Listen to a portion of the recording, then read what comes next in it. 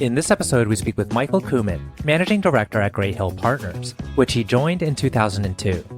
Michael serves on the firm's investment committee and executive committee. He focuses on digital commerce and software investments. Great Hill Partners is a Boston-based private equity firm that invests in high-growth, disruptive companies across 5 core sectors: software, digital commerce, financial technology, healthcare, and digital infrastructure. Over the past 2 decades, Great Hill has raised over $12 billion of commitments across 8 funds and invested in more than 95 companies. The firm was recognized by GrowthCap as a top 25 private equity firm of 2022. I'm your host, RJ Lumba. We hope you enjoy the show. RJ Lumba is the managing partner of GrowthCap and the executive chairman of Market Insight Media. He is the host of Growth Investor, a podcast featuring today's best investors, executives, and founders. In the minutes ahead, we'll uncover insights and strategies for accelerating growth and succeeding in business.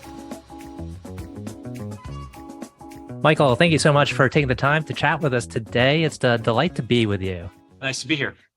I'd love to kick off. What I thought about your background was really interesting. I think you joined the firm close to when it really began to get traction.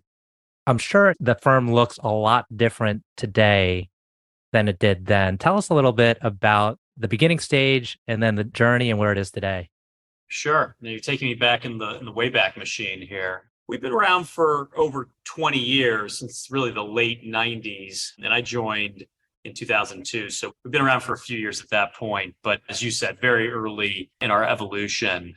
As you can imagine, the firm has changed. Frankly, the industry's changed a lot, right? I mean, I've been doing this since 1994, back when private equity was much more of a concept. It was a bunch of men and women getting together to invest and find some good opportunities. But the concept that it was actually an industry, I think, was lost to most of us. Maybe there were some people who were a little more strategic than I was in my early 20s. But at the time, I think we just all thought it was a fun opportunity to invest money and hopefully make a little as well. And so by the early 2000s, the industry obviously had grown up a bit, but it was still pretty nascent. The largest funds were still in the low to mid single digit billions, not obviously 20 to 30. And the level of competition, the number of firms out in the market was obviously much smaller. So when I got to Great Hill, we were sort of in our infancy and trying to figure out what we wanted to be. We still had the same entrepreneurial spirit that I think we still continue to have, and very intellectually curious. So we were always trying to find new areas of opportunity, new markets, new segments. But the bones were set at the time, which was research-oriented, outbound in nature, growth-focused, looking for great businesses, great management teams, again, in high growth segments that we thought could be strategic assets. And so we were doing that at the time across internet, software, healthcare, fintech, and consumer. And that's continued, really for the last 20 years. Mm-hmm. Since then, obviously, we've scaled a lot. I mean, when I showed up, our fund was under $500 million. Our most recent fund is close to $5 billion. The team has grown. I don't think I have this to the exact, but my guess is we probably at least tripled in team size, if not quadrupled. Along the way, we've had to build a lot more infrastructure and structure into the way we both go to market and invest. But it's been a fun journey and pretty successful to date. You have some really notable names among your investments, Wayfair being one, Bombas and another one, Custom Ink. How much success were those companies having at the time you invested in them? Well, the 3 of those all had different journeys. Maybe I'll hit on each of those really quickly. So, at the time we invested in Wayfair, see if I get my dates right, in the spring of 2011. The company had been around for about a decade at that point. They'd taken no institutional capital and they'd scaled up to $500 million of revenue profitably. And so, that business had been pretty successful. They were a little off the radar screen. They were well known in Boston, but not as much so nationally because they yet to create the Wayfair brand. They had a bunch of 300 plus distinct websites in the home category. And part of the strategy and our thesis was they could build a unified national brand. And so we invested right as they were launching that. So that business, I think, had achieved a fair amount of success. Although, since then, I think, revenue's up about 25x. So they've obviously continued that trajectory. Bombas, when we got involved 4 years ago, I think it'd been around about 6 years. They had gotten started, four entrepreneurs who co-founded the company, and they'd really had a sort of a rocket ship. They doubled almost every year. And we got involved in the business. It was doing, I think, about 50 million in revenue at the time. Obviously, it's gotten much bigger since then, but they'd also done it very profitably along the way without much institutional capital.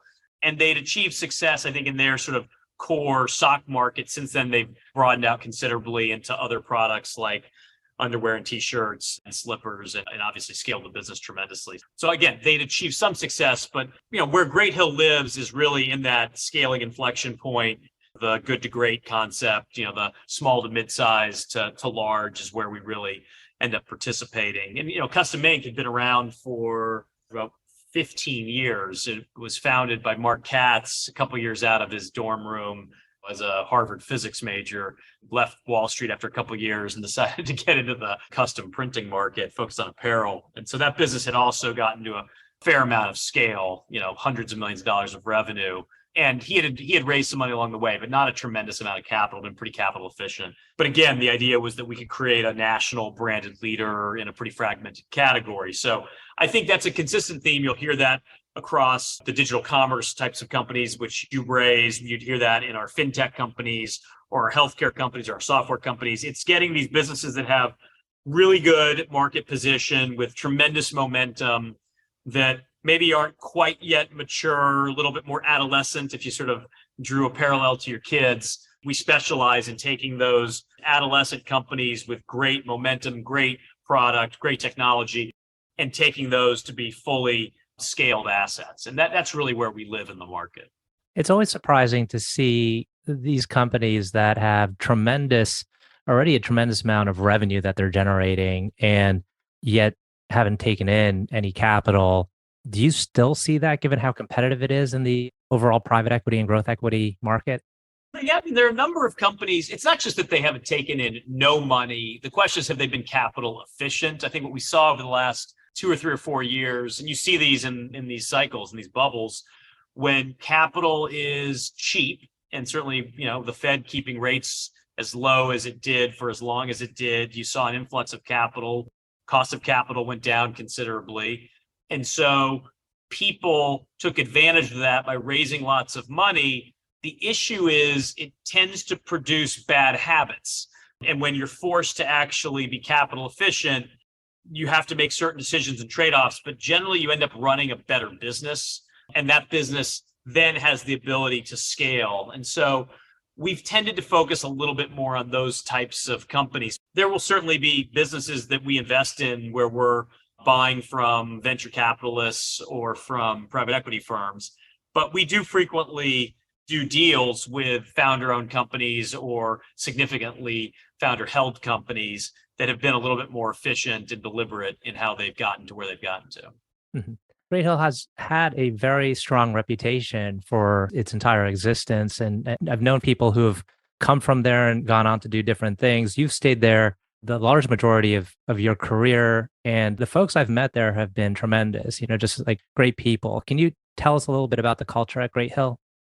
Yeah, it's something I like talking about. It's always hard to describe a culture, right? You almost have to, it's like art, you kind of have to see it and know it. But we like to consider ourselves, I think, humble, truth-seeking, about as round-elbowed as you can be in the private equity world, very collaborative. We really focus and frankly compensate everyone at the firm on being collaborative. It's shared success and shared failure. And I think you have a lot of people who've been here who are scrappy and have sort of done it on their own. You don't have a lot of silver spoons at the firm, a lot of people who've created whatever they've created by their hard work and some level of ingenuity. And so I think we take pride in that. I'd like to think if you asked around, people would say we're good partners, we're steady. We don't overreact when things are going poorly. We certainly don't get too full of ourselves when things are going well. And I would hope that, and I do think that is the perception, that we're good people to have around and good partners to have. One thing that's great about the growth investing space is that there is this intent to help grow companies, grow the economy, create jobs. You have on your website jobs created over 19,000. And I thought that was fantastic because it's not really at the forefront when you think about the overall private equity industry. We do talk about the benefits that go towards, some of these pension funds, firemen pensions, police pensions. Tell us about your growth ethos and more of the mission behind Great Hill. Yeah, I mean, we definitely come at the investing landscape with a growth orientation. It's not a growth at all costs orientation. So we do sort of balance the concept of value against growth. Our portfolio, I think, is growing in the 20s right now, which is pretty impressive given the economic backdrop. And we're looking for businesses typically growing between 15 and 50%. You'll see some outliers higher, maybe a couple lower. But at some point when it hits escape velocity, it's probably a little bit more like a venture deal. So we have a bit of a Goldilocks framework. Not too cold, not too hot, right in the middle. That's a good sweet spot. But again, we view our strategy and our position as helping either entrepreneurs or talented management teams build leading and iconic businesses in their categories.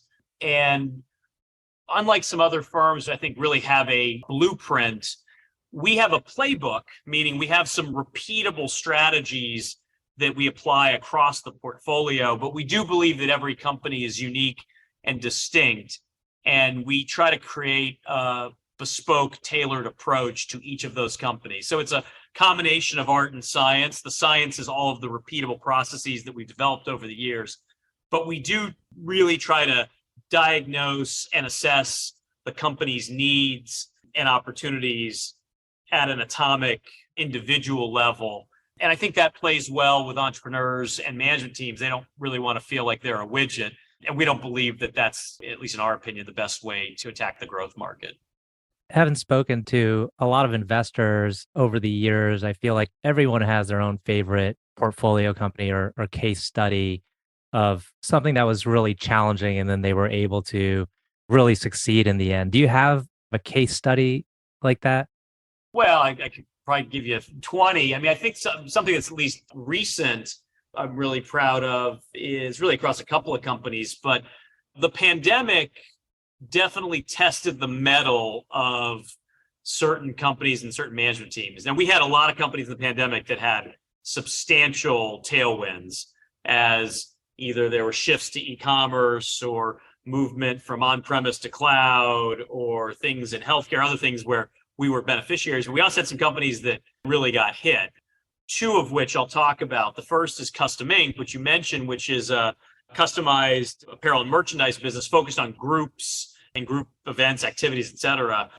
And so in a world where people cease to get together, the concept of a group changes tremendously. So for a couple week period in March, I think it was late March, early April of the pandemic, that business, which is a really scaled large asset, was down, I think 75 or 80% year over year. And you really didn't know which way was up. And the team rallied in a way that was really impressive. First, they had to diagnose the issue and the challenge. They took some very swift action on the cost side. They actually furloughed a massive number of their employees. They didn't let them go, but they basically told their people, give us a little bit of time while we figure this out. And this is a company that's been named, best place to work, top 100 in America for a long time. They'd really earned the right with their team members to do that. And very quickly pivoted their supply chain, actually started selling PPE, started selling masks and other things. In the first 60, 90 days, they put up their best, most profitable quarter ever.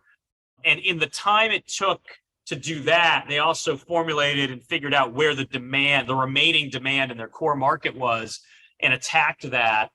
They were able to bring back pretty much everybody they furloughed and ultimately now have gotten through the pandemic substantially stronger than where we entered. We have another business called Today Ticks, which is the leading ticketer for performing arts. Think Broadway, West End, theater effectively.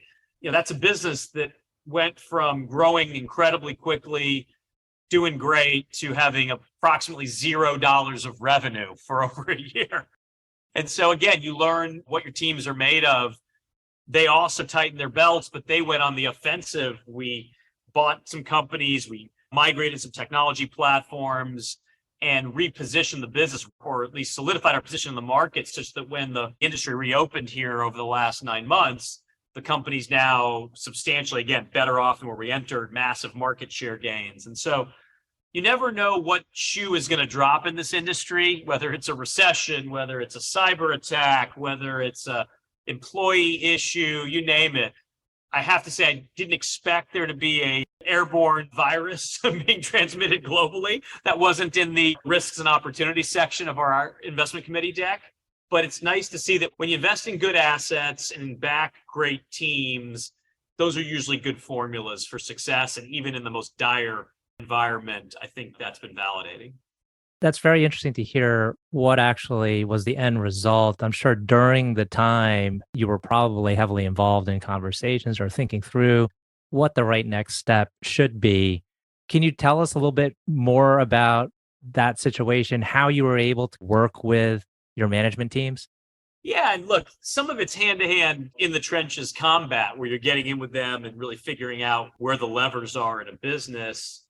I'd say at least 50% is part therapist, part priest, part rabbi, right? It's a pretty dark time when, take Custom Ink, that's a business that had been successful really throughout, that prided itself on culture and team. Having to furlough that many people, that's not an easy thing to do for a founder CEO, even one talented like Marquette. So a lot of conversations that go beyond the purely economic and financial and definitely go to the personal and emotional.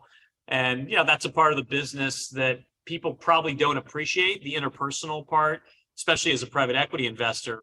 Everyone has to be able to get the zeros and the ones right. And everyone has to have a sense for market and a sense for what's a good investment or not. But the other part that people talk about less, and frankly, I think the part that ultimately you asked what's part of the Great Hill culture, I think one of the reasons we're able to win in the market is I do think we get the EQ side of the equation.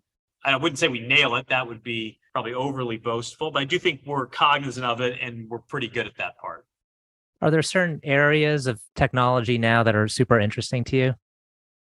Well, I don't want to dodge the question. I mean, right now, I'm probably more focused on the macro than the micro, right? So you've got a world where you've got inflation at 8% in the States and in Europe, double digits, rising rate environment, Fed's pulling back on, I guess it would now be called quantitative tightening against quantitative easing. Consumer sentiment's pretty low. I think business sentiment's starting to turn as well. And so right now you've got valuations that have been coming down. You've got a big bid-ask spread in the growth market. And so you've seen a velocity slowdown of deal flow that's tremendous, right? I mean, I haven't seen the stats, but it's probably down 75, 80% year over year. That's not going to last forever. I think over the next 2 to 4 quarters, I think equilibrium is going to happen and then people are going to transact at the market. That either means sellers are going to come down or buyers are going to go up or it's going to meet somewhere in the middle. So with that as a backdrop, I think we are definitely focused on a lot of the same themes that we've always been focused on, because the themes we're focused on are generally 10 or 20-year themes. So talk about those at the macro level. In financial technology, you've got the digitization of transactions away from cash and check to things like digital payments, whether it be B2C, B2B, what have you. We're not in the 9th inning there. We're still probably in the 3rd or 4th inning. And so opportunities there continue to present themselves to us. In healthcare, we're focused on either companies that bend the cost of care downwards or improve the quality of care. Again, those are opportunities that are independent of an economic cycle. The shift from on-premise to the cloud, the shift from traditional retail and consumer to digital, omni-channel, online, mobile, et cetera. So it's a macro way of answering your question. There's not a specific micro vertical that I think would be particularly interesting. There are themes within all of those master categories that I talked about. But again, when you're taking a massive market and migrating market share from an incumbent to an insurgent, you can do that across economic and credit cycles. And we've done that now for 20 years. So I don't think that's changed. I read that you're a guitar player. If I were to hand you a guitar right now through the screen, what would you play? That's a great question. Do I have anyone backing me up, or is it... I'd back you up on drums. My 13-year-old plays drums, so if I can convince him to play with me, I'd probably get him to play a Foo Fighters song. So We play a Best of You by the Foo Fighters. My follow-up question would be, what's your favorite band? Is it the Foo Fighters? I've got a lot, but Foo Fighters are always good. They're fun to play right now in terms of contemporary. Okay, last two questions, which has become standard in my interviews. One is, can you tell me about a book that has had a profound impact on you? Or you can simply provide a book recommendation. All right. You had asked something earlier. Well, I think maybe you sent a note around a book and a person. I think it was a person. Right. So I'm going to wrap those two together. Okay. I don't want to say profound, but it's a book I read recently that I thought was timely. I read a book I think it's by Eric Larson, called The Splendid and the Vile. And it's basically about a 2-year period, maybe less, about Winston Churchill during the Blitz at the beginning of World War II. Excellent. One final question. I noticed you went to Princeton. I live in Princeton. Curious what your favorite Princeton memory is of I guess it could be of the town or of going to school there. Well, my favorite food was Hoagie Haven. That was always after, 1 a.m. And my favorite memory of Princeton, probably the friends that I created over the years. At the end of the year, they did these house parties outside. It was always a couple days of hanging out with your friends. That was always fun. So a lot of good memories with good friends. Excellent. Well, Michael, I want to thank you again for taking the time for this conversation. I know our audience will find this very insightful. All right, RJ, thanks for chatting.